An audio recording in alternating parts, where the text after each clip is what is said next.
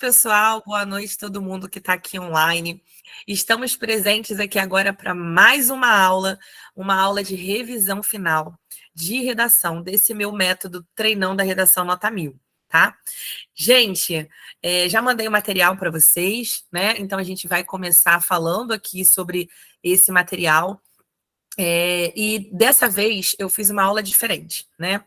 Desde o início do nosso curso, a gente está trabalhando as partes da redação separadamente, no método onde eu aplico com vocês, né, as partes que a redação ela tem.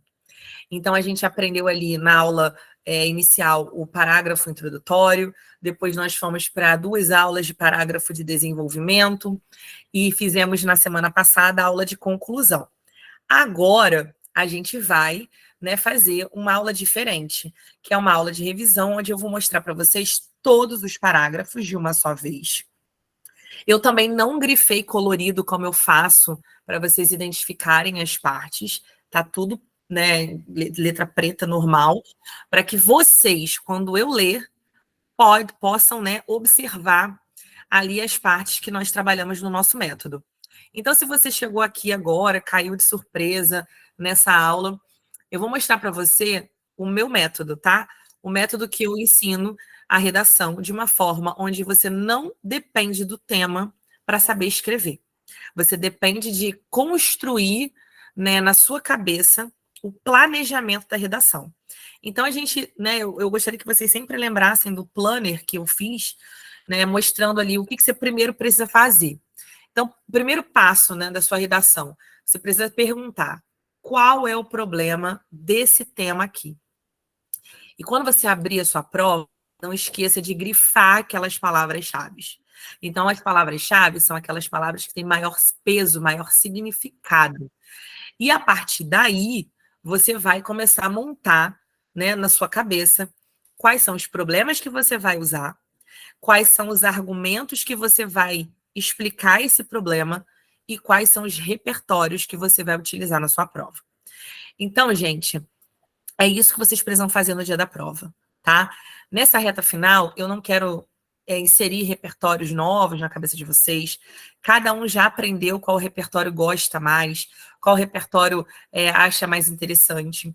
Então, assim, vocês sabem que vocês precisam ter 3 repertórios no mínimo para essa prova, né? Um para apresentar na citação do parágrafo introdutório, um para o parágrafo de desenvolvimento 1 e o outro para o parágrafo de desenvolvimento 2. Então, com base na sua escolha, né, é que a gente vai fazer essa montagem. Aproveito para convidar você, né, que ainda não aprendeu, né, esse método, para assistir as aulas anteriores e também convidar você a participar do nosso desafio, tá bom? Então, vamos começar a botar a mão na massa? Literalmente? Deixa eu abrir aqui para vocês. Deixa eu ver onde que tá. Aqui. Eu vou abrir, gente, a apresentação, e aí eu não consigo ver o chat, tá? Então, se você não tá me vendo, né? Se você precisar falar, você aperta aí a mãozinha para ouvir o som e ouvir a tua pergunta. Então, pergunte, não saia dessa aula com dúvida, tá bom? Vamos relembrar qual é o esqueleto da nossa redação? Então, para você entender, né, que a redação do Enem, ela não é um blocão de informações jogadas, eu vou dar um exemplo bem simples que me passou na cabeça durante essa semana e que me fez pensar muito sobre como explicar isso para uma pessoa que não conhece o método, né? É muito simples. A gente tem muita dificuldade na redação de escrever, né? Porque a gente passa nosso ensino médio todo ouvindo o professor, né, ou a professora falar assim: a redação tem 3 partes, introdução, desenvolvimento e conclusão. E aí ele joga essa informação para você, mas a pessoa, né, ela não te explica o que você tem que fazer, né, de fato, na sua redação. Então, por que isso é muito difícil? Porque a redação ela não tem 3 partes, ela tem 9. E aí, como que a gente vai entender isso? E por que se torna fácil? Porque eu parei para pensar, sabe, no seguinte, eu tenho, né, 32 anos, vou fazer 33. E eu aprendi a dirigir com 29 anos, né, já bem velhinha. Então, assim, nem meu pai, nem meu irmão, nem meu marido, nem amigos, nem mãe, nem ninguém me ensinou a dirigir. Sempre falaram para mim assim, vai aprender na autoescola. E eu nunca tive muita afeição por carro, então nunca me interessei por dirigir. Mas aí chega uma hora que você, né, precisa de se locomover, e tendo carro em casa, eu falei, nossa, eu tenho que aprender a dirigir. Fui eu fazer autoescola. Fiz aquela parte teórica toda, e aí no primeiro dia da aula prática, eu entrei no carro, não sabia nem ligar o carro, e aí o professor virou para mim e falou assim, liga o carro. Eu falei, mas eu não sei nem ligar. Ele, você vai fazer o seguinte, você vai botar o cinto, você vai ajeitar o banco, você vai ajeitar o retrovisor, você vai ligar o carro. Tá vendo esses 3 pedais aqui? Então, esse você vai afundar até embaixo. Depois você vai passar a primeira, soltar o freio de mão e devagarzinho. Então, ele me deu o passo a passo. E no primeiro dia de aula, gente, eu saí dirigindo. Eu aprendi a dirigir. É claro que a prática não é uma coisa que se pega no primeiro dia de aula. Mas eu saí com o carro de dentro do pátio. Ele me fez pegar a estrada de Itaipuaçu no primeiro dia com o carro. Falei, você não tem amor à sua vida, não? E eu saí dirigindo. E eu parei para pensar, gente, por que as pessoas elas não sabem fazer redação? Porque a gente não pega a prática. Então, por que eu estou contando essa historinha para vocês? Porque eu quero que vocês entendam que aprender a fazer redação é prática, é colocar a mão na massa. E a minha aula de hoje, ela é uma aula onde eu vou pegar a redação na íntegra e eu vou mostrar para você as partes e vou mostrar que você precisa praticar. Por isso eu criei esse desafio, para que vocês façam os parágrafos, eles soltos, né, com um tema, e sabendo o que você precisa fazer em cada parágrafo. Então, esse é o grande diferencial do meu método, porque nesse método você não precisa ficar naquela neura que o professor da escola fala com você, introdução, desenvolvimento, conclusão, mas não te ensina como introduzir, como desenvolver e como concluir. Então fica muito assim, jogado. E nesse método, a redação ela não é jogada, ela não é um blocão de coisas, de um monte de palavra aleatória. Ela tem partes. Então, bora para a prática, tá? Agora eu vou mostrar para vocês aqui o que eu separei, tá bom? Então, vamos treinar, vamos fazer o nosso método funcionar. Então, só para relembrar, porque isso aqui a gente já fez aula, tá? Vamos relembrar comigo. Padrão do parágrafo introdutório. Eu tenho que fazer 3 períodos. Esses períodos, eles são, né, linhas. Começou uma linha, ponto final, um período.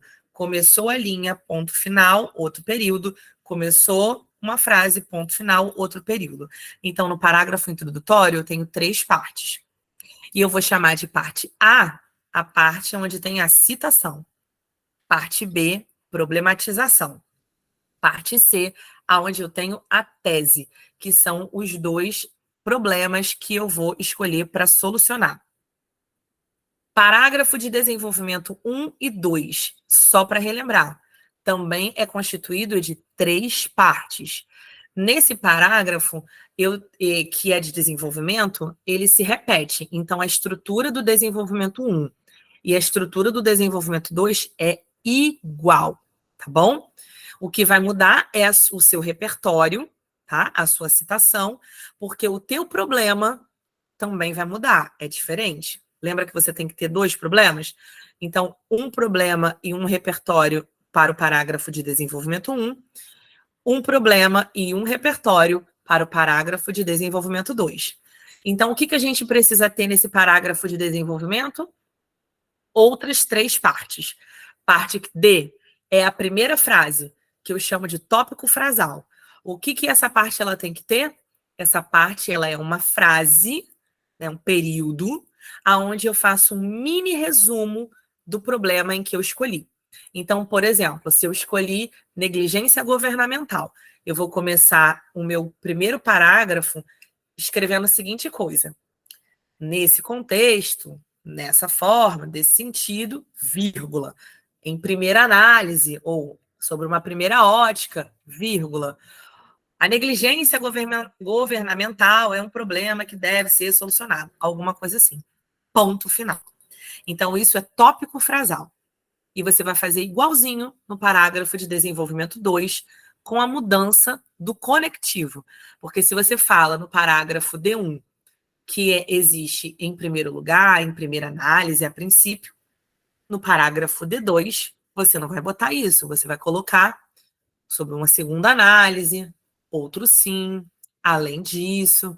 Então, o que muda de um parágrafo para outro apenas é o conectivo, tá bom? E qual é a minha dica? Usa sempre o mesmo, porque até o dia da prova, você não tem que ficar decorando uma lista de conectivo. Você vai usar aquele que você sempre usa e manter para você gravar o que você tem que fazer no seu parágrafo D1 e no D2. Então, começa o parágrafo de desenvolvimento com esse resumo que a gente chama de tópico frasal. Depois, parte E. O que é a parte E? É a parte onde você vai apresentar o seu repertório. Então, você tem que ter ali uma prova legitimada. Lembrando, gente, que vocês não podem inventar nenhum tipo de filósofo, nenhum tipo de documento, nenhuma informação. Porque esse ano a Sebrasp, ela treinou seus corretores para conferir cada prova legitimada. Então, se você inventou um dado, inventou um nome, inventou uma coisa da tua cabeça, você com certeza vai ser despontuado. Então, decora um repertório legitimado, tá bom? Caso contrário, você não lembre do repertório, recorra ao texto motivador parafraseando, mas não, em hipótese alguma, invente uma prova, ok? Parte F é a última parte ali dos parágrafos de desenvolvimento 1 e 2. Assim que você apresentou uma prova, você vai refletir criticamente sobre essa prova. Então, você vai desdobrar o seu argumento. Você apresenta o que você vai falar, depois você apresenta uma prova sobre o que você falou, e em seguida você reflete sobre a prova que você colocou ali no teu parágrafo. E aí, gente, tem esse mais frase final, tá? Algumas redações não colocam esse padrão, mas eu gostaria que você colocasse, tá?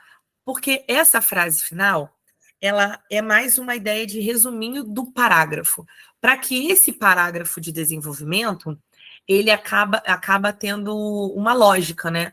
Então, por exemplo, se no meu D1 eu falei sobre negligência governamental, e no meu D2 eu vou falar sobre base educacional lacunar, eu tenho que primeiro fechar uma ideia para depois abrir outra ideia.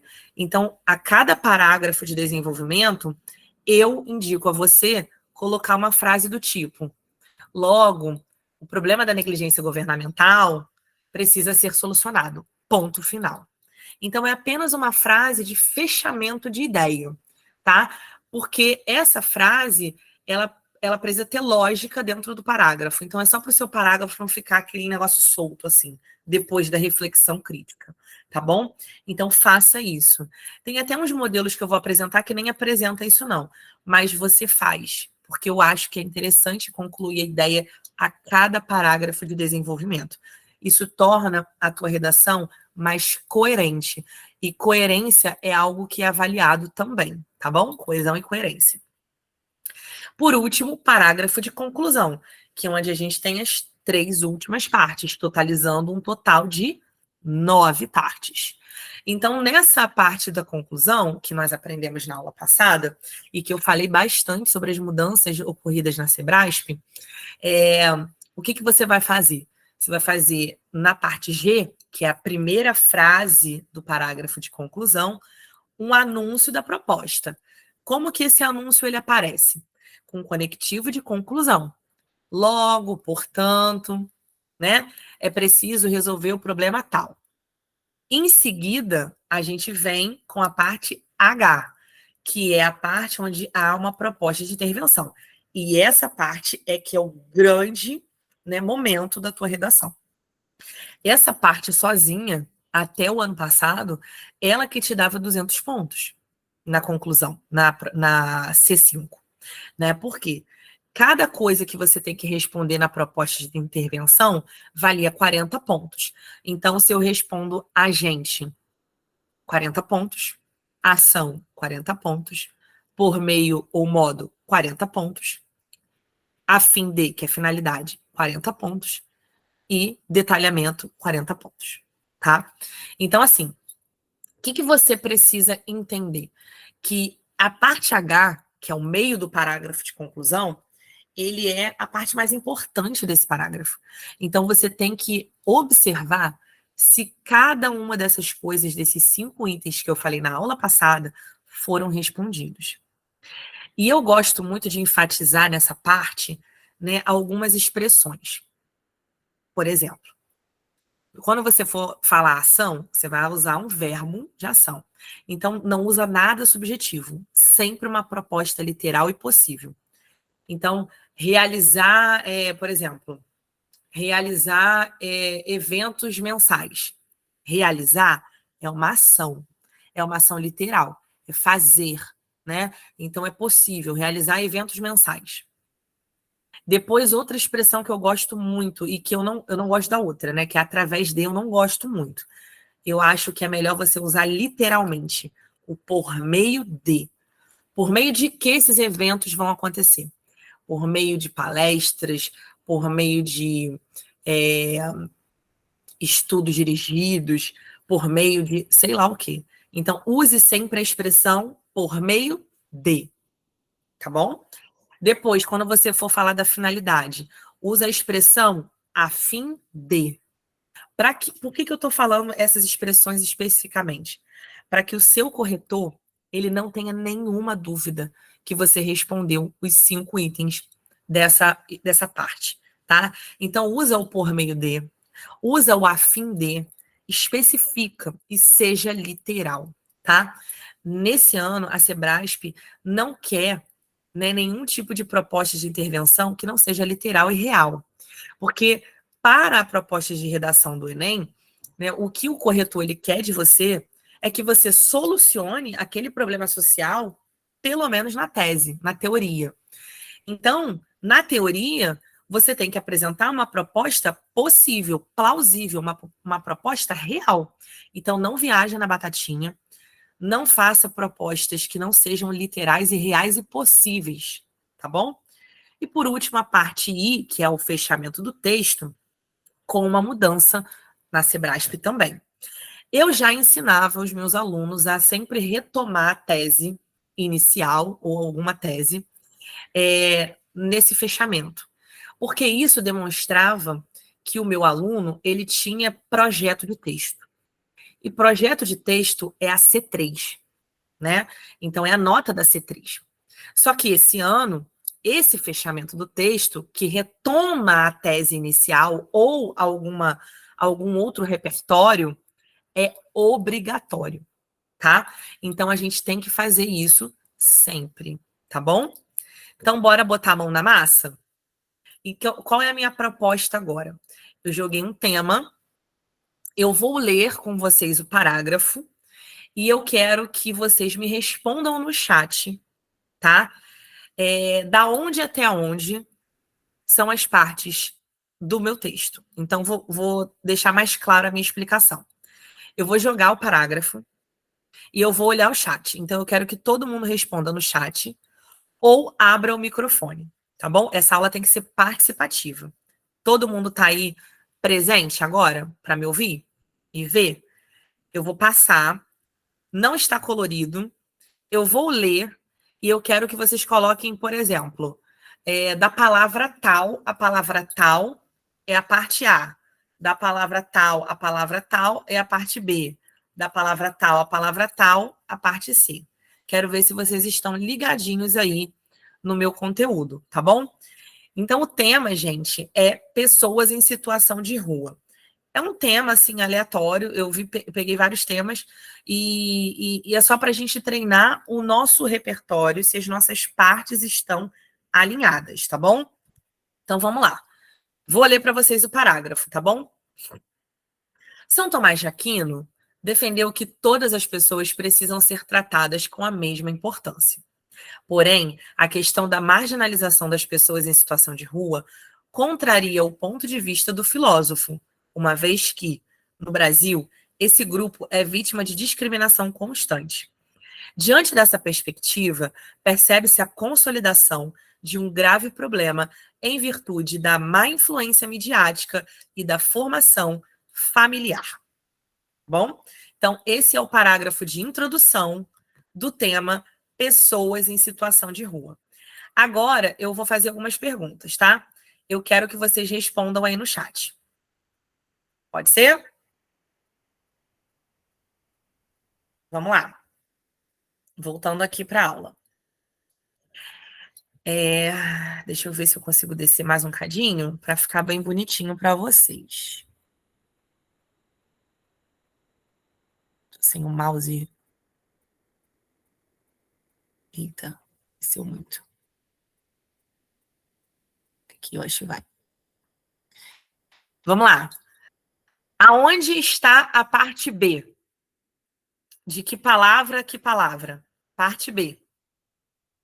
Que é a parte da problematização. De qual palavra até qual palavra? Digitem no chat.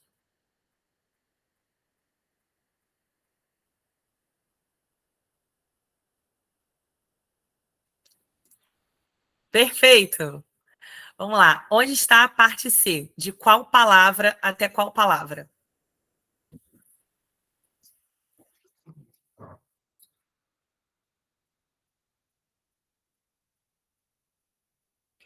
Quais são as duas teses desse parágrafo?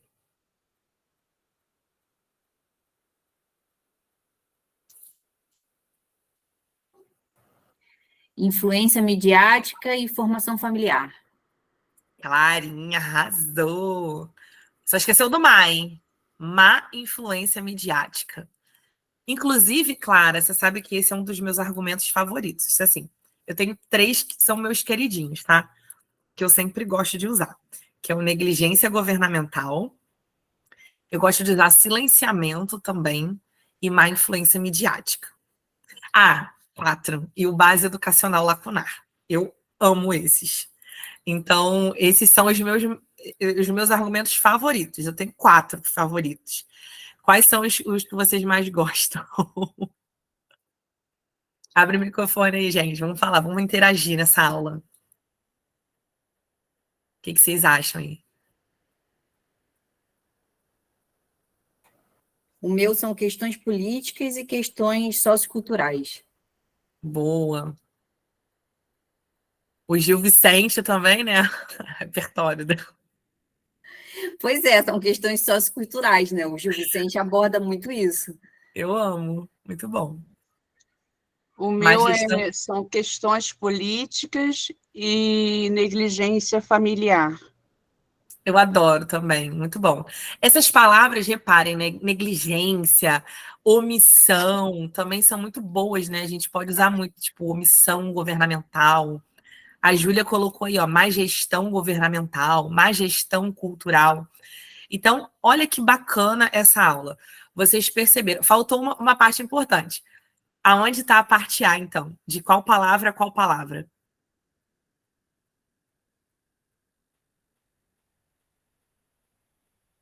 Coloca aí no chat ou então fala, gente. Abre o microfone, vamos participar. Tati foi rápida, ó. Júlia, eu falei... mais a importância. Perfeito. Isso aí. Eu perguntei, Júlia, qual era a parte A.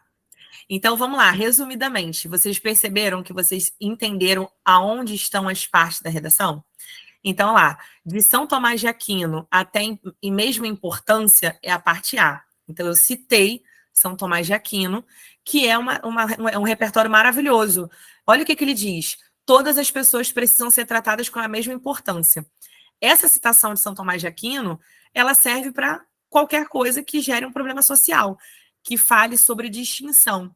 Então, é um repertório coringão que você pode usar em qualquer tipo de tema, não apenas esse que é moradores em situação de rua.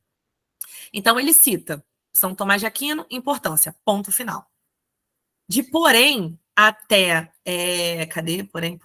até constante, é toda a problematização que ele faz. Olha, porém, a questão da marginalização, porque o tema é pessoas em situação de rua, e ele coloca isso, e é nessa parte, na parte B do nosso parágrafo introdutório, que é a parte de problematização, que você deve inserir o problema do tema. O problema do tema não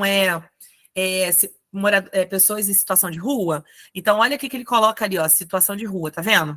Ele coloca as palavras-chave do tema na parte B. E é isso que você tem que fazer. Aonde está a parte B é onde você vai inserir a palavra-chave do tema. Então, ele coloca, né, a marginalização das pessoas em situação de rua contraria o que São Tomás de Aquino falou.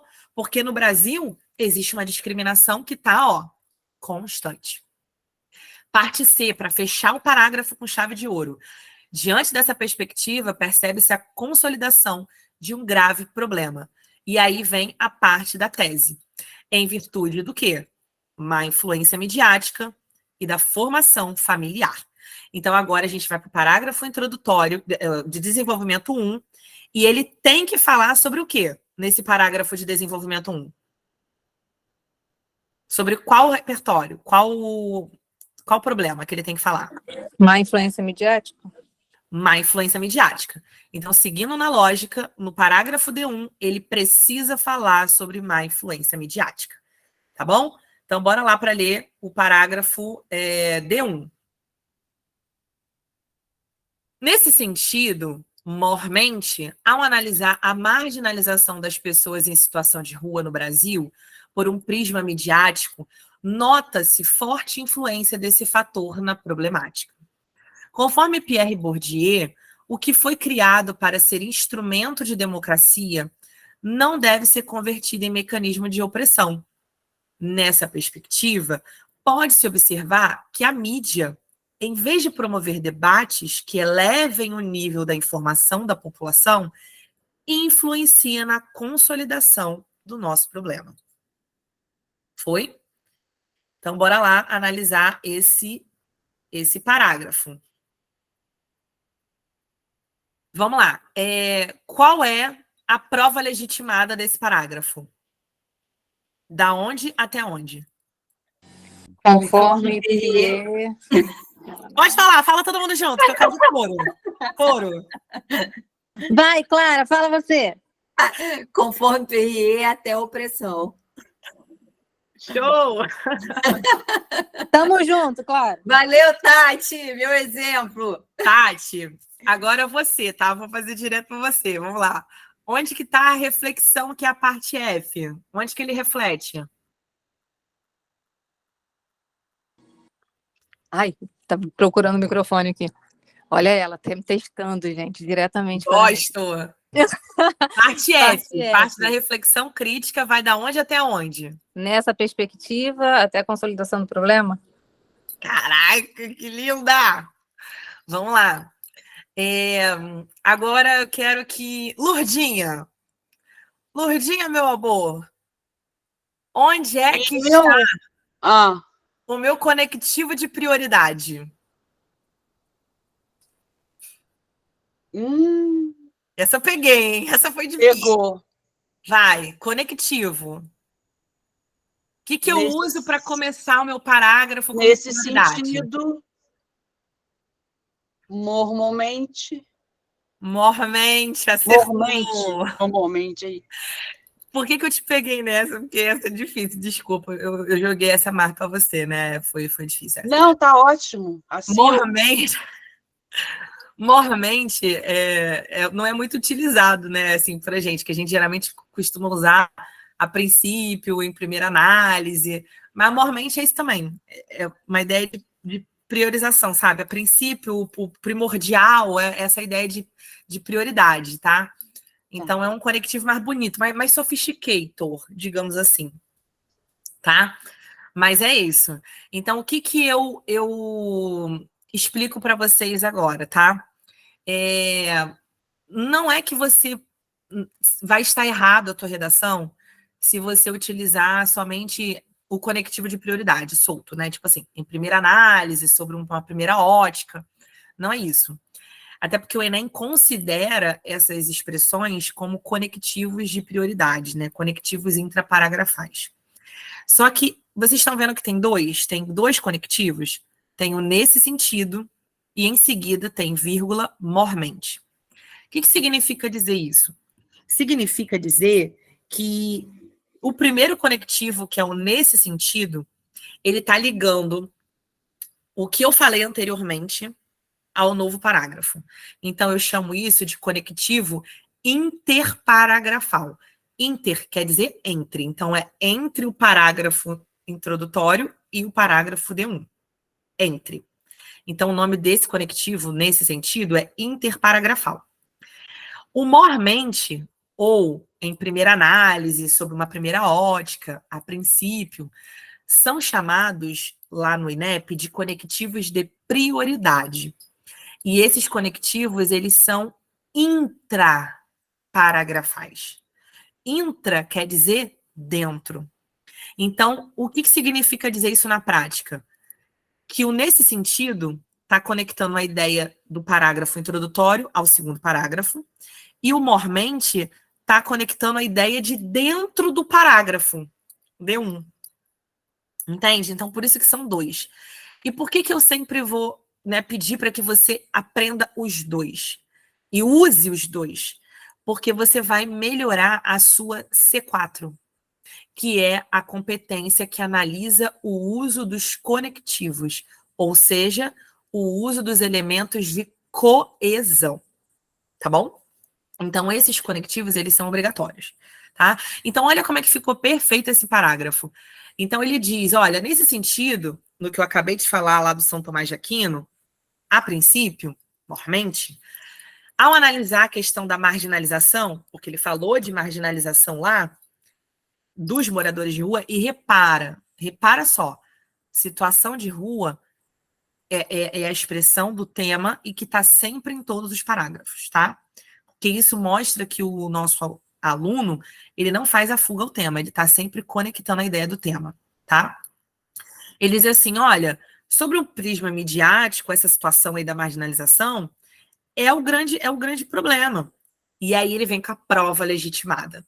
E qual é a prova dele? Aí ele joga um novo repertório. Pierre Bourdieu, né? Ele diz o quê? Que foi criado para ser instrumento de democracia e não deve ser convertido em mecanismo de opressão. O que significa dizer isso? Que a democracia, ela tem que ser para todas. E eu não tenho que usar a democracia para oprimir ninguém, para marginalizar ninguém. Eu tenho que fazer da democracia um prisma real, algo que possa elevar a sociedade. E a redação do Enem não é uma questão de problema social, então eu preciso fazer isso. E aí ele diz assim, ó, nessa perspectiva, a gente vai analisar o que eu falei lá em cima, a mídia, a má influência midiática, como um problema a ser resolvido. Fechou a ideia. Pá. Gostaram? Ficou bonito esse parágrafo, né? Então agora a gente vai para o D2, tá? Vamos lá para o D2. Agora, o D2, só vou voltar aqui, tá? Se ele falou de má influência midiática, o problema 2 dele, qual que é? Formação familiar. Então, ele tem que falar da formação familiar no D2. Então, bora lá. Além disso, a marginalização das pessoas em situação de rua, olha a repetição aí, né, da palavra-chave do tema, está em todos os parágrafos. Encontra a terra fértil na formação familiar. De acordo com o sociólogo Talcott Parsons, a família é uma máquina que produz personalidades humanas. Por essa ótica, a problemática da marginalização das pessoas em situação de rua, na sociedade brasileira, não é em qualquer lugar, apresenta-se como um pensamento passado, de geração em geração, o que dificulta o seu extermínio por forças externas, já que o problema encontra-se dentro das casas das pessoas brasileiras e estendem-se por uma longa linha do tempo. Olha que reflexão top, tá? Então vamos lá analisar o D2. Antes, eu queria só pontuar para vocês que na hora de digitar, saiu uns errinhos aí, como, por exemplo, a parte da prova legitimada, quando é uma ideia de alguém, eu sempre gosto de colocar entre aspas, tá? Abre aspas, fecha aspas. Nesse caso, tá tudo bem, mas assim, porque ele foi parafraseado. Mas quando você for botar uma ideia meio literal da pessoa, abre aspas e coloca a ideia e fecha aspas, tá bom? Vamos lá. Então, olha só como é que ele constrói perfeitamente o nosso D2. Ele fala da marginalização das pessoas em situação de rua, que é o tema, né? Que são as palavras-chave do tema. E depois ele associa ao problema que ele escolheu, que é formação familiar. Então, eu quero que vocês me digam onde está aí o meu tópico frasal. De que parte a que parte. Isso é fácil.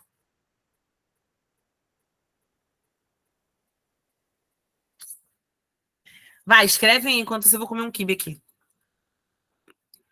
Quibe. Vai de além disso até formação familiar. Valeu, Clarinha. Onde está o conectivo desse parágrafo? O conectivo que traz a ideia do parágrafo anterior. Além disso. Show! Onde está a parte da reflexão crítica?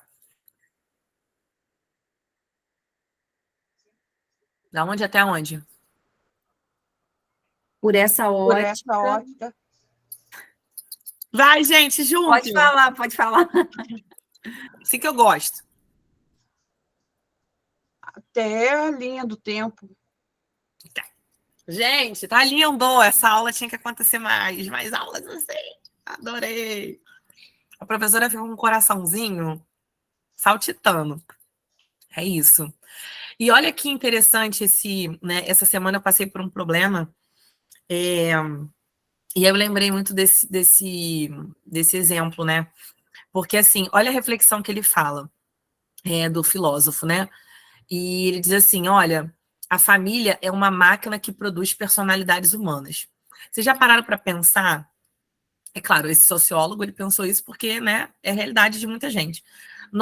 Minha mãe e minha avó diziam que a gente é fruto do meio. É claro que eu não posso botar isso na redação, mas traduzindo o que o sociólogo disse, é o que a minha avó dizia. A gente é fruto do meio. O que é fruto do meio?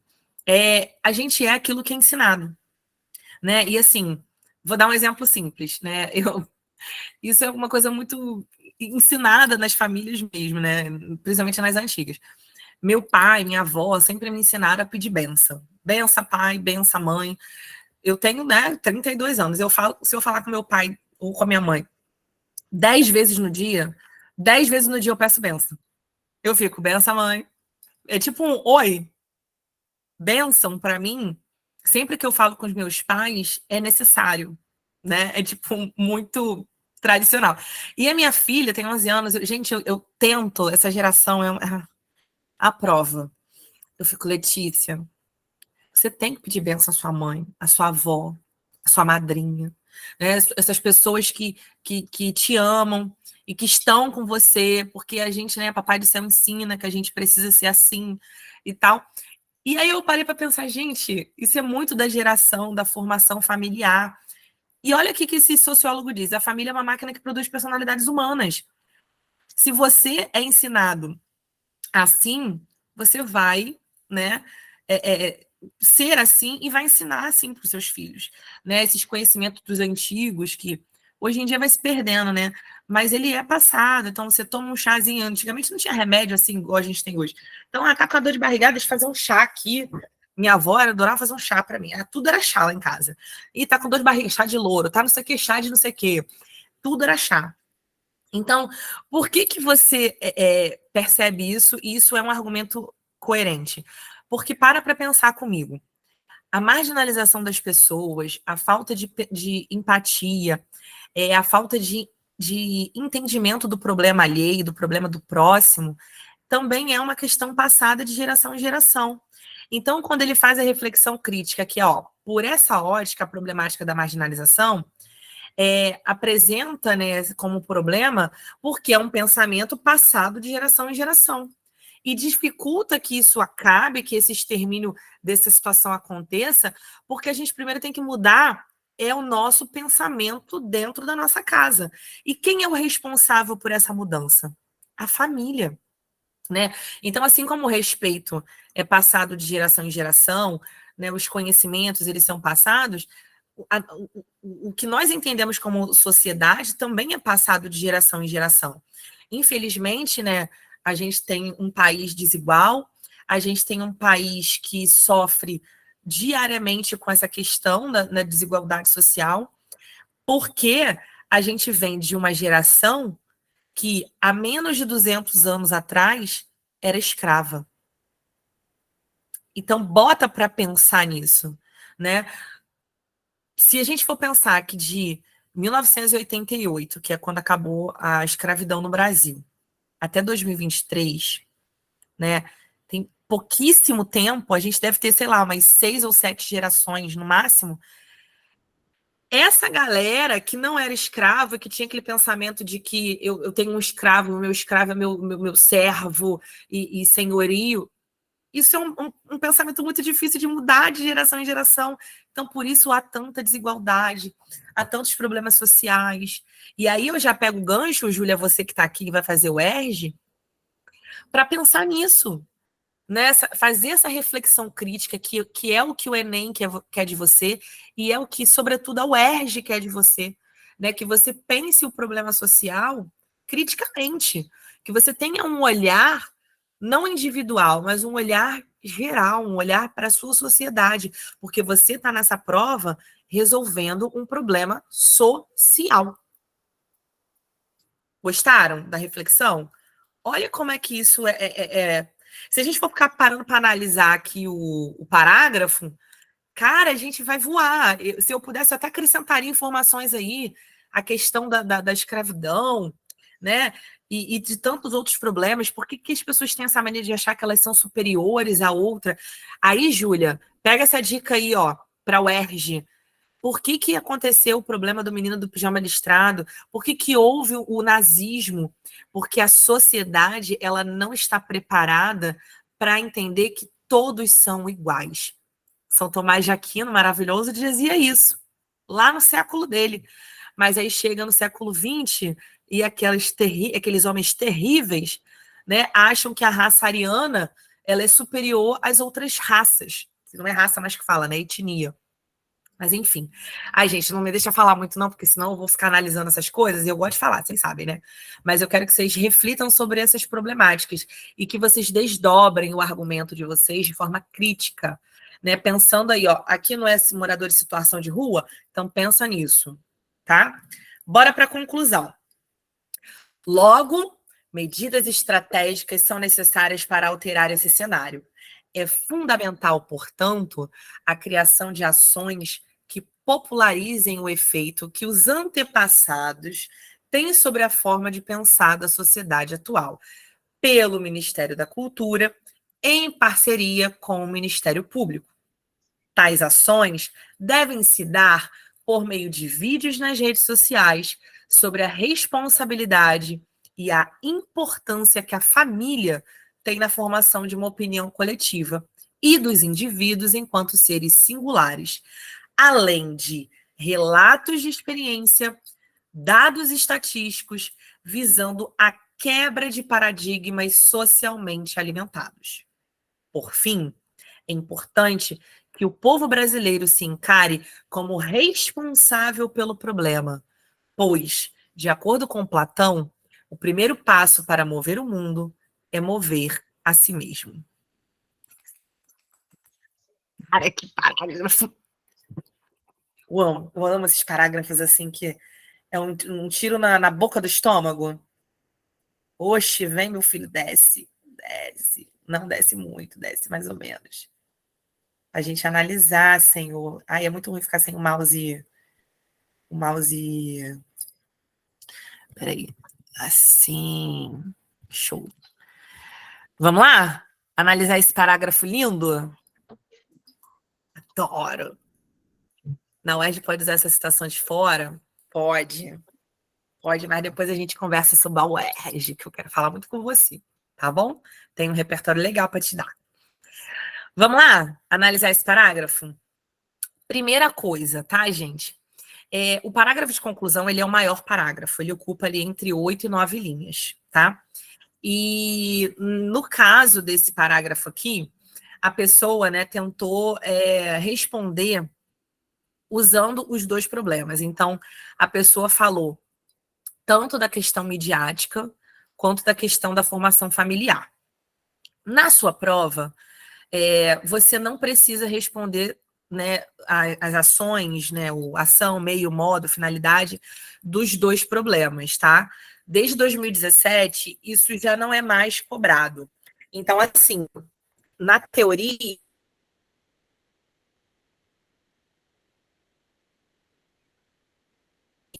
você pode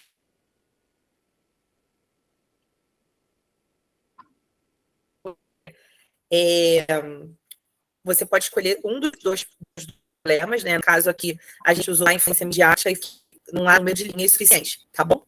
Então, assim, tá travando, gente? Deve ser internet, tá ruim. Tá ruim pra vocês? Peraí, que eu vou resolver. Voltou? Estão me ouvindo direitinho? Beleza. Se tiver ruim, fala aqui. O que eu tava falando é o seguinte. Desde 2017, você não precisa responder as 5 perguntas da conclusão, né? Ação, meio, modo, agente, finalidade e detalhamento dos dois problemas, não. Você pode escolher um e responder 5 perguntas. Nesse caso aqui, a pessoa usou os dois problemas, né? Que foi a má influência midiática e a formação familiar. Então, o que ela respondeu acerca dos dois problemas. Você precisa fazer isso? Não. Se você não tiver linha suficiente, escolhe um só e resolve. Mas o que você tem que fazer é responder as 5 coisas, tá? Então, vamos lá. Primeira pergunta. Onde estão os agentes dessa solução aí?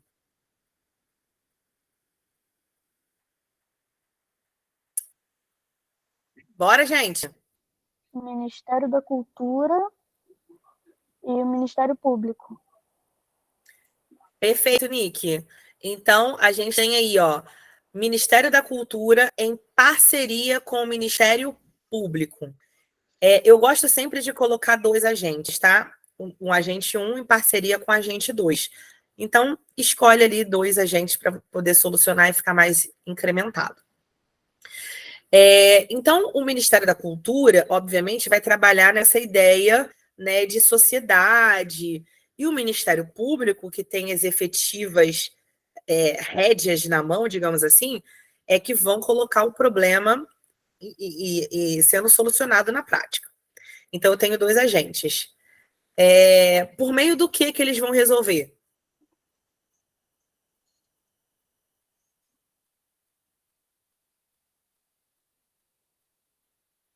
Vídeo nas redes sociais e... E Calma que tô lendo.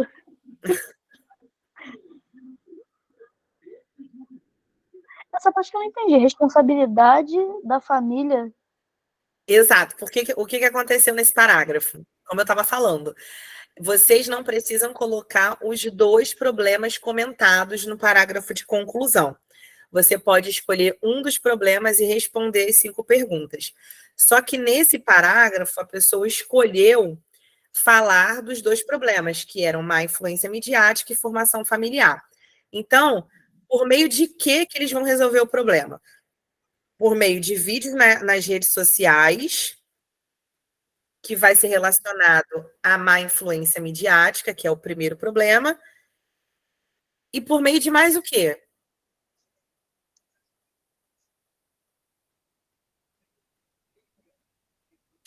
Perfeito, Tati. Por meio de quê? No problema 2, que é a formação familiar, como que ele vai resolver o problema? Através, né, de relatos de experiências e dados científicos, desculpa, na família. Uma opinião coletiva na família, tá? Então, reparem, vocês não precisam responder os dois problemas, mas aqui tem, né?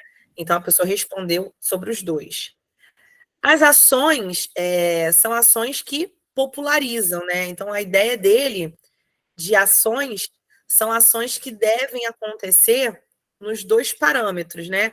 Então, ele diz que as ações elas têm que ser popularizadas. Isso está lá na nossa parte G, que é a parte, tipo o tópico frasal do parágrafo de conclusão, né? Só que a gente chama isso de estratégia aí de fechamento, tá? Uma observação, tá? Vocês reparem que a primeira frase, ela é uma frase que eu até chamei atenção na aula passada, porque tem muita gente que coloca só essa frase de efeito para iniciar o parágrafo de conclusão, mas não explica depois. Então tenham cuidado com isso. A pessoa que fez isso, ela usou, ó, logo, medidas estratégicas são necessárias para alterar esse cenário. Ponto, ok. Só que não pode ser só isso, né? Então, como que isso vai acontecer? Aí ele explica. É fundamental, portanto, a criação de ações. Então, em seguida, vem a ação. Depois vem ali o agente. Depois vem o por meio de. E qual é a finalidade aí?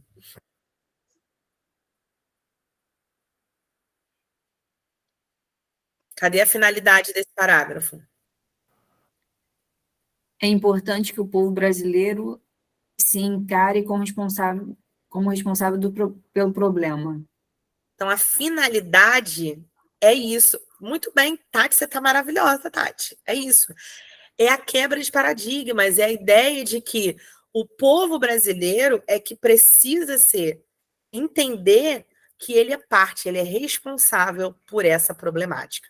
Então, ele tem que se encarar como a finalidade é que o povo brasileiro se encare como responsável pelo problema.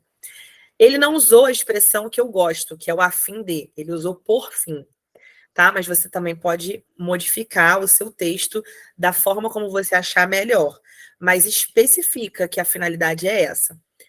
E a última coisa dessa redação é a estratégia de fechamento, que é a última parte que eu chamo de parte I. Qual é a estratégia de fechamento que ele usou aí?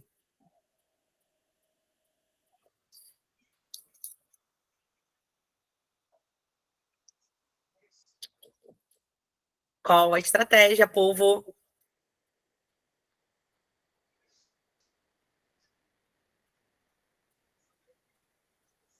Falei isso na última aula, hein?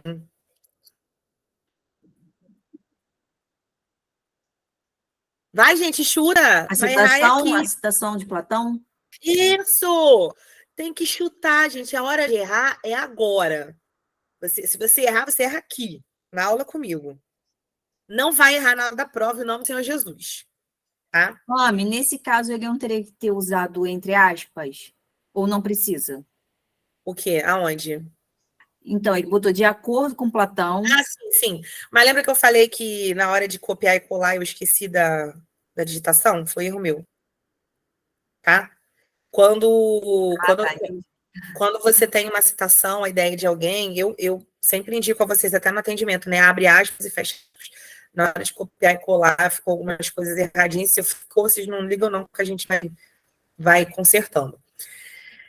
Qual é a parte I? Qual é o fechamento do texto? Tá? É a retomada de um repertório. Vocês têm duas opções, tá? Opção 1, você fecha o teu texto retomando o repertório da introdução. Ou opção 2, você fecha o seu texto retomando um novo repertório. Você, no caso,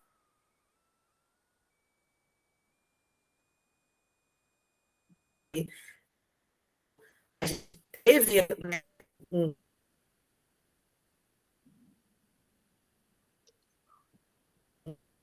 repertório que encaixou perfeitamente, né, com a ideia de Platão. Travou, gente? Vocês estão me ouvindo ainda? Lucas, Agora eu tô ouvindo. Mas pode repetir o que a senhora falou? Não deu para escutar. posso. Eu estou dizendo que vocês têm duas opções, tá? Para fechar o texto. A opção 1 é retomar o repertório do parágrafo introdutório. Por exemplo, nesse caso, a gente começou a nossa redação com São Tomás de Aquino. Então, eu poderia retomar o repertório lá de São Tomás de Aquino, que eu falei no parágrafo introdutório. Ou, opção 2, acrescentar um novo repertório para fechar o texto. Então, assim, se você tiver um repertório na sua cabeça, como nesse caso aí, você pode acrescentar um novo repertório. Se você não tiver um outro repertório na sua cabeça, você retoma o seu repertório anterior, que você apresentou lá no parágrafo de introdução. Tá? Nesse caso aqui, esse repertório do Platão encaixou perfeitamente com aquilo que a pessoa estava querendo dizer, né? Então, calhou de falar, né? Ó, de acordo com Platão, o primeiro passo para mover o mundo é mover a você mesmo. Então, olha, se a gente quer que esse mundo se transforme, que esse mundo pare de ser tão antidemocrático, tão ruim para outras pessoas, tão desigual, a gente tem que começar a mudança por nós mesmos. Vocês conseguiram ouvir? Até onde vocês ouviram? Deixa eu conectar aqui para ver se está.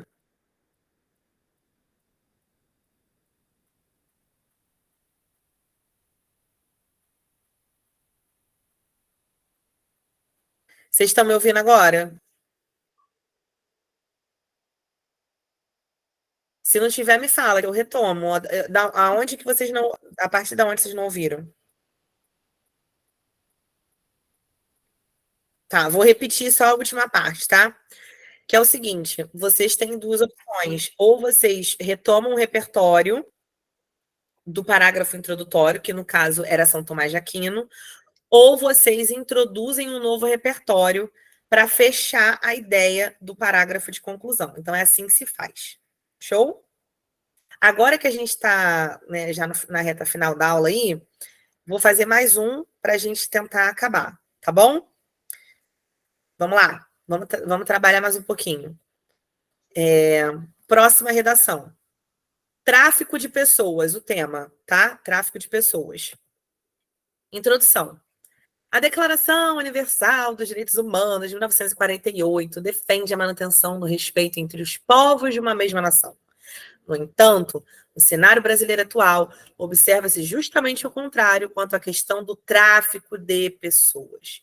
Dessa forma, observa-se que o combate ao tráfico de pessoas no Brasil reflete um cenário desafiador, seja em virtude da falta de conhecimento, seja pela lenta mudança na mentalidade social. Vamos lá? Agora eu vou rápido, hein? Deu para ler? Vamos rápido.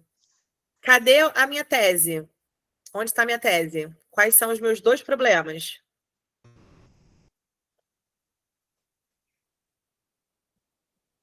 Falta de conhecimento e mudança na mentalidade social. Show. Perfeito. Qual é o conectivo que está presente na parte C? No entanto. Dessa forma. Dessa forma. Peguei você na parte C, a parte da tese. E qual é a minha citação? Minha parte A? Declaração Universal dos Direitos Humanos. O que um monte de gente usa. Show, hein? Foi. Então, o problema ali é a questão da nossa questão do tráfico de pessoas, tá? Então, a gente usou ali o nosso repertório coringão. Desenvolvimento 1. Nesse sentido, em primeira análise, a falta de conhecimento mostra-se como um dos desafios à resolução do problema. Nessa perspectiva, o filósofo Schopenhauer defende que os limites do campo de visão de uma pessoa determinam seu entendimento a respeito do mundo. Isso justifica outra causa do problema. Se as pessoas não têm acesso à informação séria sobre o combate ao tráfico de pessoas, sua visão será limitada, o que dificulta a erradicação do problema. Amei esse aqui, hein? Olha que reflexão crítica. Agora eu vou fazer outra pergunta. Qual é a reflexão crítica que a pessoa faz aqui? Qual é a associação que ela faz à questão do tráfico de pessoas? Se as pessoas não têm acesso à informação, até erradicação do problema. É isso. A reflexão que ela faz é o seguinte, olha, o Schopenhauer, ele defende que a visão que a pessoa tem determina o seu entendimento do mundo. Então, olha a analogia que a pessoa fez aqui. Ela ligou a ideia de que, olha, o Schopenhauer diz assim, se o meu campo de visão é esse, como que eu vou enxergar aqui? Se meu campo de visão ele para aqui. Então, qual é a ligação lógica? Qual é a conexão mesmo, né, que é feita? Olha, se meu campo de visão acaba aqui, como é que eu vou entender, né, a questão do problema? A causa maior desse problema do tráfico de pessoas é o quê? A falta do quê? A falta de quê que determina essa visão? Informação. A falta de informação. Então, eu quero que vocês, no parágrafo de desenvolvimento, consigam desdobrar e refletir criticamente sobre o problema que está em questão. É perfeito essa visão, por quê? Porque, olha, o problema do tráfico de pessoas no Brasil, no mundo, ele é um problema muito maior, porque ele é um problema que não é visualizado. Não é um problema que você liga o seu RJ, por exemplo, o Jornal Nacional, e você ouve falar. É como existisse um abafamento da informação. É como se não existisse uma informação de qualidade, uma informação séria sobre isso. E é por isso que a gente não combate. É por isso que isso é um problema que está, ó, escondidinho. E quando é que vem à tona? Quando acontece, por exemplo, um naufrágio em navios e pessoas estão sendo traficadas, aí a gente fica sabendo no noticiário. Então, esse problema ele não existe, né, para muita gente porque não é falado, não é verbalizado, não tem acesso à informação. Quantas crianças são traficadas no Brasil? Quantas crianças são roubadas no Brasil, levadas para outros países ou para outros estados, e a gente nem fica sabendo. A gente só fica sabendo disso quando aparece no jornal um grave assim. Então, isso não é debatido, isso não é falado o tempo inteiro na sociedade, isso é um grave problema, né? Ou então, quando uma novela, né, mostra isso. Então, esse é um grave problema social. E o que dificulta a erradicação do problema, ou seja, o extermínio desse problema, é a falta de informação de qualidade, informação séria. Beleza? Muito bom esse parágrafo aqui. Olha que eu quero que vocês reflitam criticamente dessa forma, tá? Vamos para o D2. Além do mais, ressalte-se que a lenta mudança na mentalidade social, não é esse aqui, ó, vamos voltar. Então, ele fala no D1, falta de conhecimento, e aí ele explica que a falta de conhecimento se dá porque a gente não fala sobre o problema, e depois ele diz no parágrafo aqui introdutório que existe uma lenta mudança na mentalidade social. Vamos ver o que ele discutiu no D2? Olha aqui. Conectivo, além do mais. Além do mais, ressalte-se que a lenta mudança na mentalidade social também configura-se como um entrave no que tange a questão dos desafios para combater o tráfico de pessoas no Brasil. Conforme Durkheim, o fato social é a maneira coletiva de pensar. Sob essa lógica, é possível perceber que a questão do combate ao tráfico de pessoas é fortemente influenciada pelo pensamento coletivo, uma vez que, se as pessoas crescem inseridas em um contexto social opressor, a tendência é adotar esse comportamento também, o que torna a sua solução ainda mais complexa. Amores, que parágrafo. Esse parágrafo aqui, ó, eu poderia muito bem utilizar em qualquer outro tema. Tira ele combate ao tráfico. Caberia, por exemplo, nessa questão aí que tá rolando sobre o casamento gay, né? Que as pessoas agora estão querendo se meter na vida do outro, estão querendo não deixar o outro casar, ser livre. Porque o pensamento social, o pensamento coletivo, é um pensamento do contexto opressor, que oprime o outro, que não deixa o outro ter liberdade, né? Que foge dos direitos da Declaração Universal, onde todo cidadão tem direito pleno.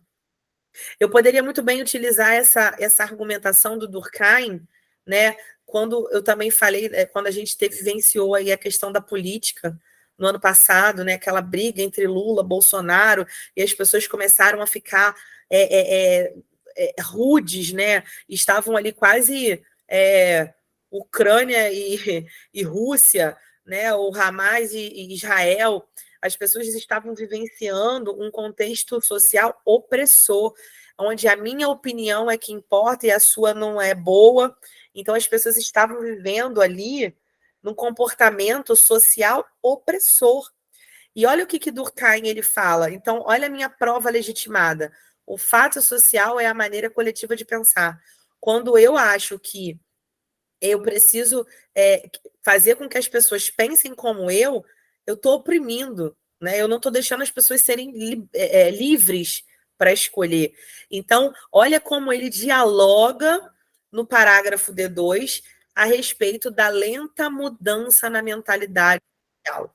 Enquanto não houver democracia, enquanto não houver liberdade, enquanto não houver respeito às diferenças, a gente não vai ter uma sociedade igualitária. Então, olha como é que ele finaliza aí, ó. A tendência é adotar esse comportamento também. Se eu sou oprimida, eu vou oprimir. E se eu oprimo o outro me oprime, a gente tem uma mentalidade lenta, que não muda. Percebem? Eu quero que vocês façam isso na prova.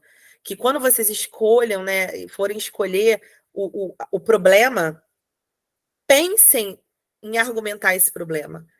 Pensem em explicar, em desdobrar essa ideia. Não fica só preocupado em decorar o repertório. É claro que o repertório, você já sabendo a parte A, a parte B, a parte C, D, E, F, né, o beabá, né, que eu ensinei para vocês o beabá, né, o que o professor da autoescola fez comigo, eu estou fazendo com vocês. Aqui você faz isso, aqui você faz isso, aqui você faz isso. Agora, nesse parágrafo de desenvolvimento 1 e 2, é a parte onde você tem que argumentar. É a parte onde eu quero que você pegue o problema que você escolheu e desdobre. E explique. Faça como está aqui. Desenvolva, tá bom? E chegue na crítica. Vamos então para o próximo para a gente poder conseguir finalizar. Conclusão. Torna-se imperativo, então, desenvolver medidas que ajam sobre o problema. Para que isso ocorra, o MEC, juntamente com o Ministério da Cultura, deve desenvolver palestras em escolas a serem webconferenciadas nas redes sociais desses órgãos, por meio de entrevistas com vítimas do problema e especialistas no assunto, com o objetivo de trazer mais lucidez sobre o tema. Além disso, nesses eventos, é preciso discutir a importância do conhecimento e da busca de informações sérias no combate ao tráfico de pessoas no Brasil, a fim de erradicar esse problema. Por fim, é preciso que a comunidade brasileira olhe para a problemática com mais empatia, pois, como descreveu o poeta Leminski, em mim eu vejo o outro. Eu amo esse poema, inclusive, lindíssimo. Bom, eu tenho algumas pontuações para fazer sobre esse parágrafo. Para falar, né, a verdade, eu acho que poderia até dar uma melhorada no finalzinho, mas a pessoa que ela fez toda a estrutura, né, explicou sobre os dois problemas, o que deveria ser feito, e também apresentou as 5 partes que precisam ser respondidas. Então, olha só, a primeira parte, parte G, que eu chamo de tópico frasal da conclusão, né? O que eu vou falar ali, aquele fechamento. Torna-se imperativo desenvolver medidas que ajam sobre o problema. Quais são as ações? O que eu preciso fazer? O que ele propõe aí? Qual é a minha ação? Palestra em escola. Palestras em escolas, entrevistas com vítimas, especialistas. Perfeito. Então, a minha ação é desenvolver palestra. Isso é uma ação possível? É uma ação real? É uma ação literal? Sim ou não? Sim. Sim. Então, prestem atenção no tipo de ação. Ótima ação. Porque palestra é isso. Todo dia você vai falando, vai entrando na cabeça das pessoas. Uma hora, aquilo vai resolver. Então, ó, desenvolver palestras em escolas. Já dei uma ação. Quem é o meu agente? MEC, MEC e Ministério Ministério da Cultura. Ministério da Cultura. Na verdade, o MEC, né, é o Ministério da Educação e Cultura, e tem só o Ministério da Cultura. Então, os dois agentes estão ali meio que juntos já, né? Então, é desenvolver palestras que vão ser webconferenciadas nas redes sociais. E como que eu vou fazer isso? Por meio de entrevistas com vítimas dos problemas e especialistas no assunto. Perfeito, Lurdinha. Então, o por meio de é o como eu vou fazer isso. Como que eu vou fazer essa palestra acontecer? Eu vou fazer entrevistas com vítimas, né, pessoas que foram vítimas do problema de tráfico de pessoas. E também com especialistas no assunto. E qual é a finalidade? Trazer lucidez. mais lucidez sobre o tema. Exatamente. Então, a minha finalidade é que traga lucidez sobre a problemática. Depois disso, ele também vai explicar algumas coisas a mais. Então, ele já explicou tudo, mas isso é acréscimo. Então, ele fala, além disso, nesses eventos, é preciso discutir a importância do conhecimento. Por quê?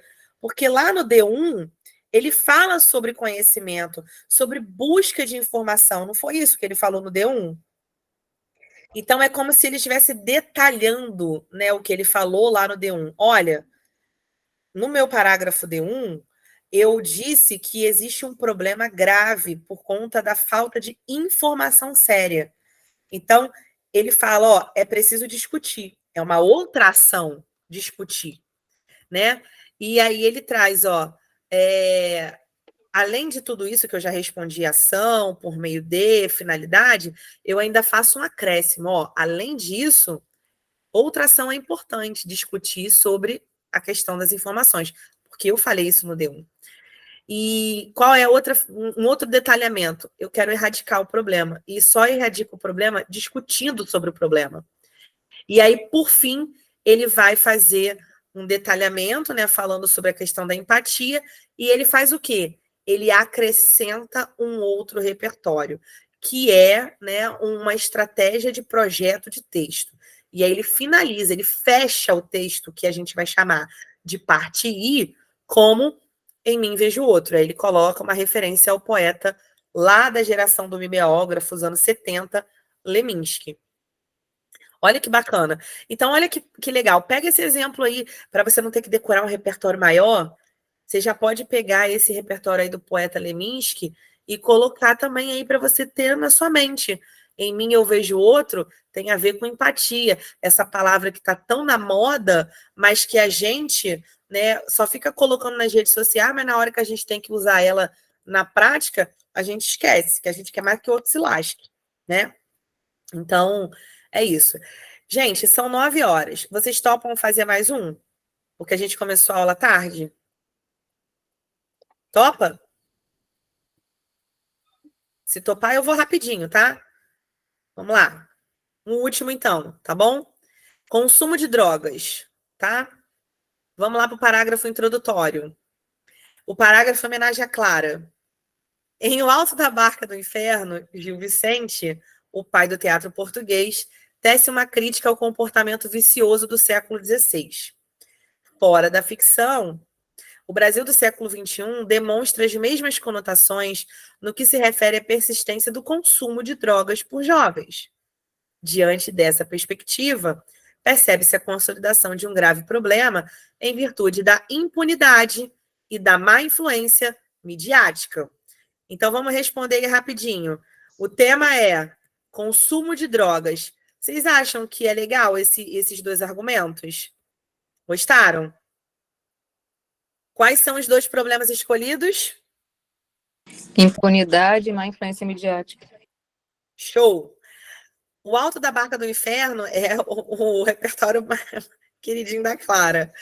E ele é muito legal porque eu posso usar um conectivo que vai fazer referência à questão de obra literária, né, escritores e tal. Então, ou série, filme, você usa esse conectivo fora da ficção, tá?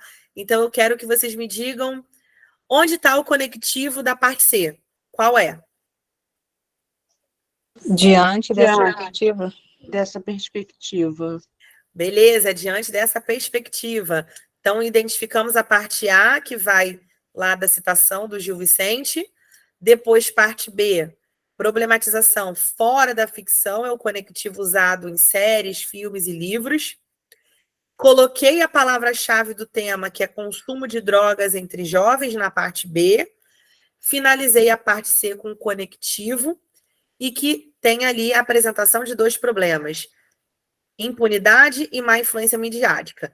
Então, dessa forma, eu tenho que falar da impunidade no D1. Vamos lá.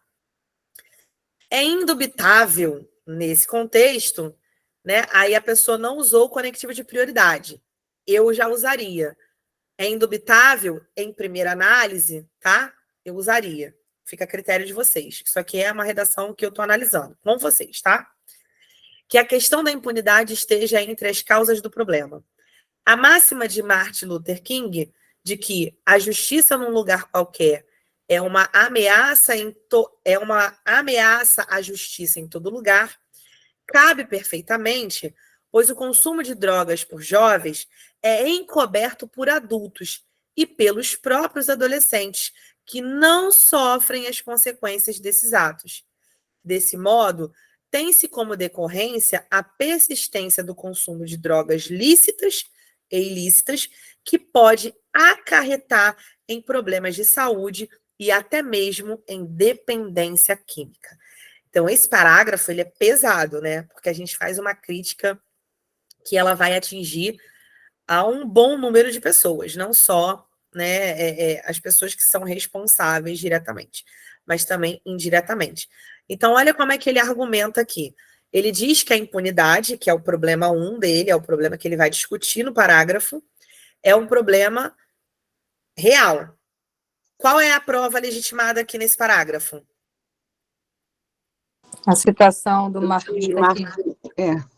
Então, citei Martin Luther King. A ideia dele diz o seguinte: a injustiça num lugar qualquer é uma ameaça à justiça em todo lugar.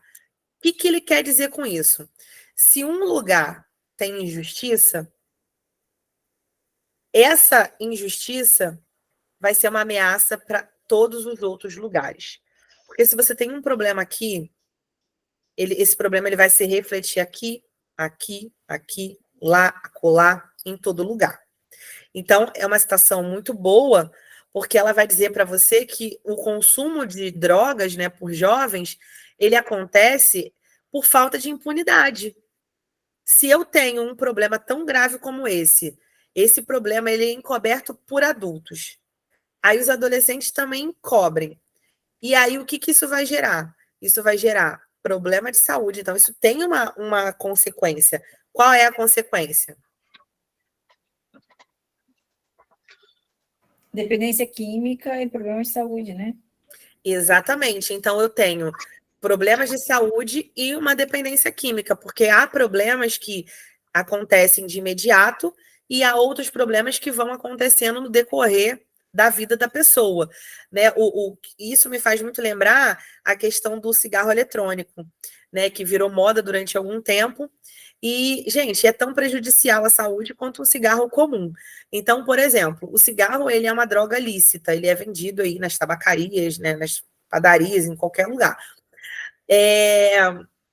E aí, o jovem, ele vai fumar, mas é uma droga que vai, daqui a algum tempo, te trazer um câncer. O cigarro eletrônico é uma forma de morrer mais rápido, porque ele vai te trazer um problema, só que mais rápido do que o cigarro comum. A diferença é o tempo que isso vai se dar. Porque o cigarro eletrônico, ele tem outras substâncias químicas que não tem no cigarro. E aí, por que a gente também banaliza o álcool, que foi citado aqui pela Júlia, né? O álcool também é uma droga lícita, né? E que as pessoas, a cervejinha e a cerveja, o cigarro, eles são frequentemente associados, né, a uma roda de samba, a um conjunto, né, uma saída entre amigos, uma baladinha, e aí a gente vai utilizando isso como algo comum, é rotineiro para as pessoas. Só que a gente se esquece de que esse problema, ele é um problema, ele é uma droga, assim como o crack, a cocaína, né, o LSD e outras drogas. A diferença é que elas são lícitas, então as pessoas não veem isso como droga. E aí, olha o problema. O problema é que há uma impunidade. Então cigarro eu posso vender na padaria.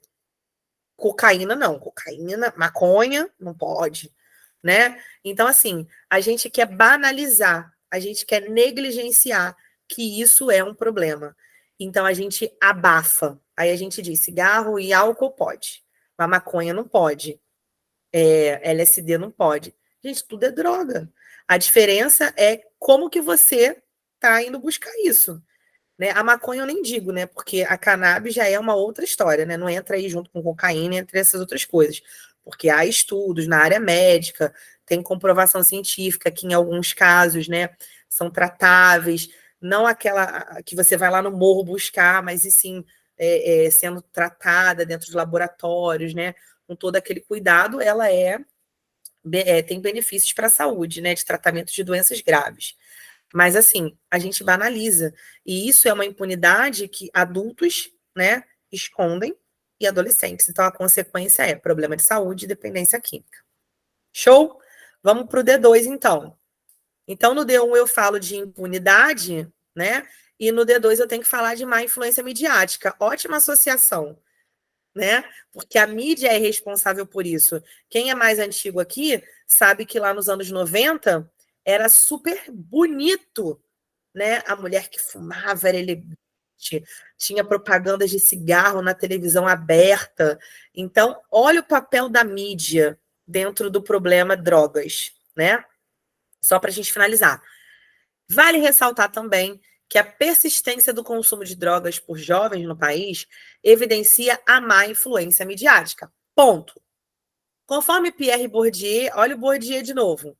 O que foi criado para ser instrumento de democracia não deve ser convertido em um mecanismo de opressão. Repararam que eu usei o Pierre Bourdieu no primeiro exemplo e agora aqui?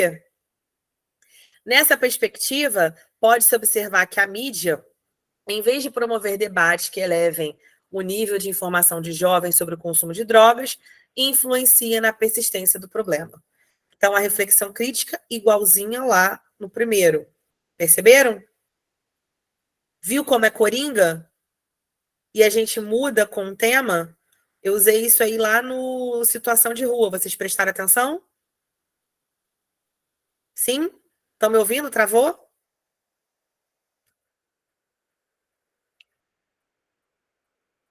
Foi.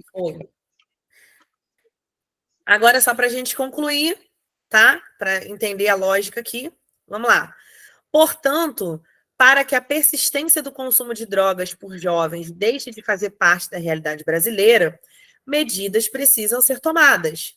Para esse fim, é necessário que o Ministério da Justiça e o Ministério da Saúde, juntos, realizem ações de punição, fiscalização e de atendimento psicológico aos jovens. enquanto este se daria em postos de saúde por meio de acompanhamento de um profissional especializado, aquele aconteceria por meio da aplicação de multas e punições realizadas pela Polícia Federal a adultos e aparelhos midiáticos que incentivem o consumo de tais substâncias pelos jovens. Dessa forma, o Brasil poderá superar o consumo precoce de drogas. Bom, lembrando que isso aqui são redações analisadas. Então, tem coisas que valem a pena, tem coisas que não valem.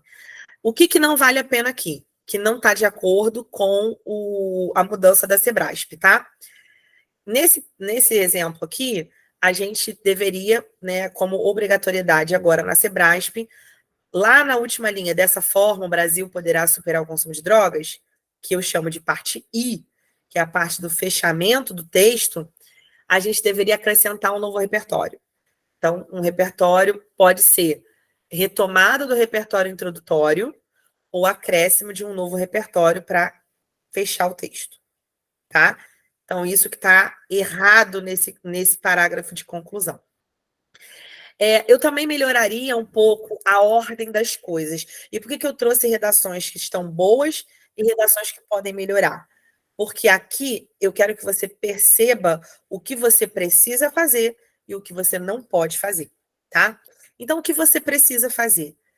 Né? Dizer a gente de uma vez só. Eu acho que acrescentar um novo agente aqui, ó, ele fala lá no início, o Ministério da Justiça em parceria com o Ministério da Saúde. Ponto. Já estava legal ali, né? Então, poderia ter parado ali. E aí ele acrescenta a ideia de que a ação do Ministério da Justiça entraria a Polícia Federal. Então, não façam isso. Tá errado? Não tá. Mas para seu texto ficar organizado, para mostrar que a sua C3, que é o projeto de texto, está bem elaborado, usa o agente lá no início e acabou. E eles que vão fazer a ação. Então, a ação é o quê? Ação de punição. Quem vai fazer a ação de punição? Qual ministério? Justiça. Da Justiça. Ministério da Justiça. Quem vai fazer o atendimento psicológico aos jovens? Saúde. Ministério da Ministério da Saúde. Saúde. Ministério da Saúde. Então, no Ministério da Saúde, né, o que vai ter que ser feito lá? Atendimento psicológico. Psicológico. Um atendimento psicológico com um profissional especializado. E o que o Ministério da Justiça tem que fazer? Aplicação de multas e punições. Aplicação de multas. E aí, por que ficou confuso esse finalzinho ali, ó? Realizadas pela Polícia Federal a adultos e aparelhos midiáticos, eu acho que poderia ser retirado, né? E aí, eu acho que poderia colocar alguma coisa assim, ó. Assim, aí a gente faria parte do detalhamento. Dessa forma, a mídia poderia, né, trabalhar em parceria com o Ministério da Saúde, por exemplo, divulgando esses trabalhos de atendimento profissionalizante, especializado, né? Fazendo campanha de conscientização. Uma campanha de conscientização. Então, repare, esse final do parágrafo de conclusão, ele ficou embolado. E por que eu trouxe ele? Eu trouxe ele de propósito para que vocês observem que existe uma lógica e que você tem que ler e reler o teu parágrafo para que você veja se está tudo encaixando, né? Tem que estar encaixando com o teu problema 1 e com o teu problema 2. Tem que responder às ações de acordo com o seu problema 1 e com o seu problema 2. Todas as ações, o por meio de, a finalidade, tem que ser direcionadas ao problema 1 e ao problema 2 que você escolheu. Isso, gente, vai ter uma pergunta que foi acrescentada na C5 esse ano, que se chama o seguinte, está lá na C5, na grade específica de correção dos professores. Há uma direção propositiva? É uma pergunta que o corretor tem que fazer e observar na tua redação. O que é direção propositiva? Tudo que o meu, né, aluno ele escreveu ao longo da redação foi se encaminhando para no parágrafo de conclusão ter sido respondido, ou seja, ele encaminhou toda a redação e ao final ele respondeu sobre aquilo que ele falou. Se isso aconteceu, você vai gabaritar com a C5, tá? Então, nesse caso aqui, o nosso querido aluno não gabaritaria, porque ele respondeu coisas que não estavam antes do que ele problematizou. Então, o que eu quero que vocês façam? Tomem muito cuidado na C5, tá? Lendo e relendo a tua proposta de intervenção, fazendo sentido o que você está falando, pergunta para você mesmo, quando você acabar de escrever, se o que você leu respondeu ao que você colocou no teu argumento 1, respondeu o que você colocou no teu argumento 2, e o que você propôs foi coerente ou não foi coerente? É possível ou não foi possível? É literal, é real ou não é? Então, eu quero que vocês tenham esse cuidado no parágrafo de conclusão, tá bom? Ficou alguma dúvida, gente? Ficou? Vou só finalizar aqui com a dica de hoje, tá? Que eu já falei com vocês. 3 super dicas, tá? Usa sempre o mesmo conectivo. Escolhe um e usa ele para sempre. Pergunta a você mesmo qual é o problema desse tema. Porque o que acontece? Às vezes o Enem ele coloca muito na cara o problema, mas às vezes ele não coloca. Às vezes o tema está tão assim confuso que você tem que se perguntar qual é o problema do tema. Então, já chega fazendo isso. Porque às vezes vai estar claro e às vezes não vai estar claro. Então, se não estiver claro, você tem que se perguntar. 3, escolha os argumentos que possam ser sempre utilizados e adaptados. Ou seja, argumentos que tenham a ver diretamente com problemas sociais. Você tem que ter 3 repertórios, no mínimo, tá? Então, você precisa decorá-los, não tem jeito. Porque na hora da prova você tem que usar. Você aconselharia transcrever a redação para a folha oficial por parágrafos ou na totalidade? Não, Gabriel. Eu aconselho você a usar a tua folha de rascunho como planejamento. Coloca lá problema 1, problema 2, causa 1, causa 2, repertório 1, repertório 2. E ali só isso. E aí você já vai... Se você já sabe o esquema das partes A, B e C, você nem precisa perder tempo usando folha de rascunho. Você vai rascunhar o teu projeto de texto. Porque se você escreve toda a redação na folha de rascunho, depois você escreve toda na folha oficial, você não vai perder muito tempo. Então, o que você tem que fazer? Ir com a redação pronta na cabeça. Nesses dias que faltam, gente, com essa aula final, é isso que eu quero que vocês façam. Nesses próximos dias, vocês vão ter que fazer o quê? Vão ter que ir parte por parte, fazendo sempre, usando a folha de rascunho como a folha do problema que você vai resolver e a citação que você vai colocar. E já vai escrevendo na folha oficial. Cuidado para não errar, vai devagar, parte por parte. Eu aconselho você a fazer isso, tá bom? Porque se passar tudo na íntegra, não vai dar tempo. E, gente, eu também tenho esse desafio que está aqui, tá? Nesse material de hoje, que é escolher uma redação dos últimos anos do Enem, pegar ali uma das partes, pode escolher qual parágrafo que você quer fazer, se é o introdutório, se é o desenvolvimento ou se é o de conclusão. Você vai me dizer qual é o tema que você escolheu do Enem anterior e qual o parágrafo que você decidiu fazer. Depois você vai fazer o quê? Me marcar nas redes sociais. Me marca lá no @literahistoria, tá bom? Então, quem tiver esse tempinho aí, quem ainda não escreveu o tema 7, escreve até amanhã o prazo.